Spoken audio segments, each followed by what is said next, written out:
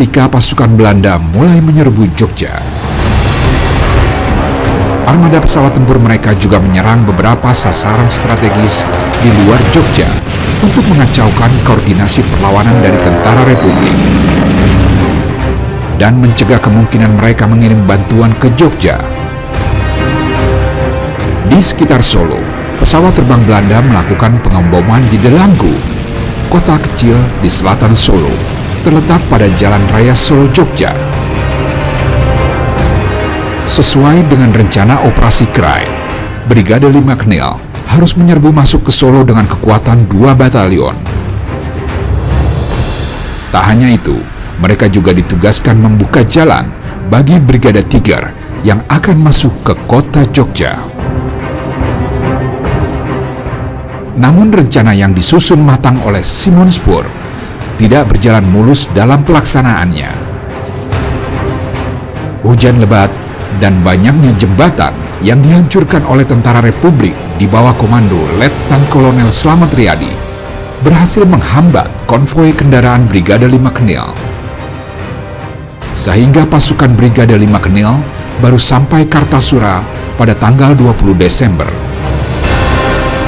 Letnan Kolonel Slamet Riyadi selaku Komandan Brigade 5 Panembahan Senopati bertanggung jawab atas pertahanan wilayah Surakarta dan Madiun. Selaku Komandan Brigade 5, Slamet Riyadi merangkap jabatan sebagai Komandan Wehrkreise 1 TNI membawahi 7 sub Wehrkreise.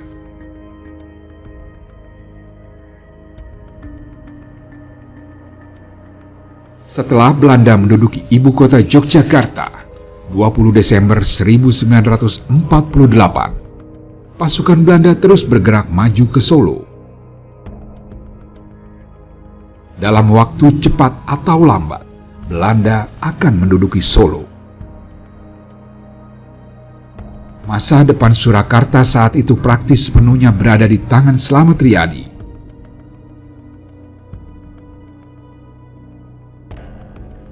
Setelah melihat situasi, Slamet Riyadi memerintahkan pasukannya untuk menghancurkan jembatan antara Salatiga dan Kertasura untuk memperlambat gerak maju pasukan Belanda. Ia juga memerintahkan anak buahnya untuk membumi hanguskan bangunan umum dan militer di Surakarta. Tugas untuk mempertahankan kota Solo waktu itu berada di bawah komando Mayor Ahmadi Hadi Sumitro.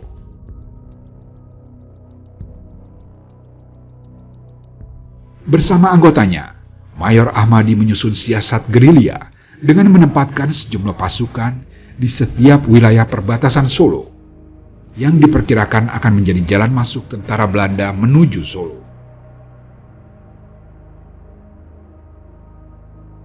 (20 Desember 1948 pagi), pasukan Brigade 5 Knil di bawah Komandan Kolonel Van Ohl mulai bergerak menuju wilayah Solo. Menggunakan truk-truk militer pengangkut lengkap dengan segala peralatan tempurnya.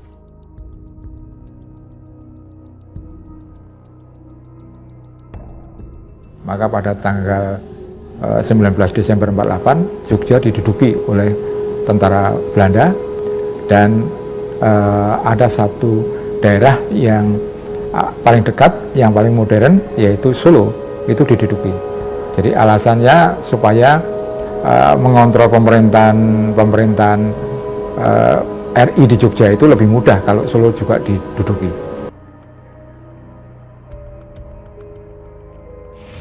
Senin sore tanggal 20 Desember 1948 menjadi hari yang tak terlupakan bagi masyarakat kota Solo. Hari itu suara ledakan terdengar di seluruh penjuru kota. Sejumlah trek bom yang dipasang di tempat-tempat strategis mulai diledakkan oleh tentara pelajar. Aksi bumi hangus tersebut membakar habis berbagai bangunan penting di kota Solo, seperti kantor gubernur, pasar gede, asrama tentara, kantor pos, depo bahan bakar, dan objek vital lainnya. Hampir semua bangunan strategis hancur.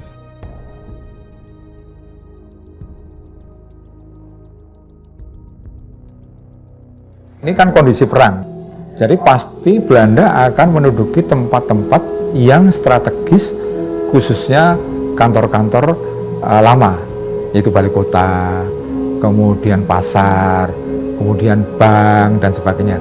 Maka pada waktu itu yang dibumi hanguskan itu adalah kantor residen dan balai kota itu dibumi hanguskan, termasuk pasar. Dan salah satu hotel itu dibumi hanguskan, tapi separuh, yaitu Hotel Merdeka, itu dibakar. Tapi yang mengherankan, bank tidak dibakar. Bank tidak dibakar, meskipun itu mempunyai fungsi ekonomis bagi asing ya, tapi bank tidak dibakar. 21 Desember 1948, Van Oel dan pasukannya berhasil menduduki Surakarta dan Solo.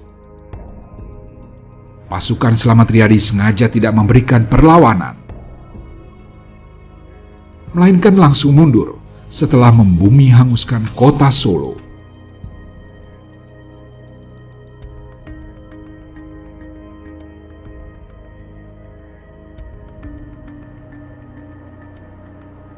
Ketika Solo ditinggal warganya, dengan leluasa Belanda menjadikan Solo sebagai basis pertahanan kekuatan militernya,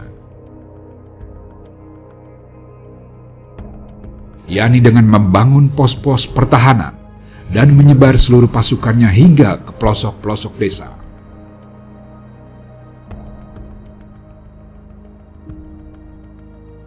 Solo pun terbagi menjadi ke dalam 3 wilayah,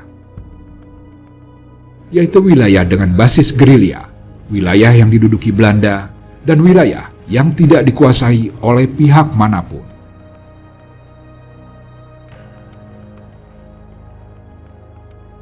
Sejak hari Selasa 21 Desember, Slamet Riyadi sudah berhasil mempersiapkan pasukannya di seluruh penjuru wilayah Surakarta untuk segera memulai perang gerilya. Pada dasarnya perang gerilya itu kita cukup kelompok-kelompok kecil, jangan berhadapan langsung dengan Belanda, tapi kita ndingke, istilahnya kalau pakai bahasa ndingke. Jadi di mana mereka lemah, kita kira-kira akan menang, kita mengadakan perlawanan. Itu yang namanya sistem gerilya. Jadi kita itu mubeng terus, tidak pernah di markas itu sampai 3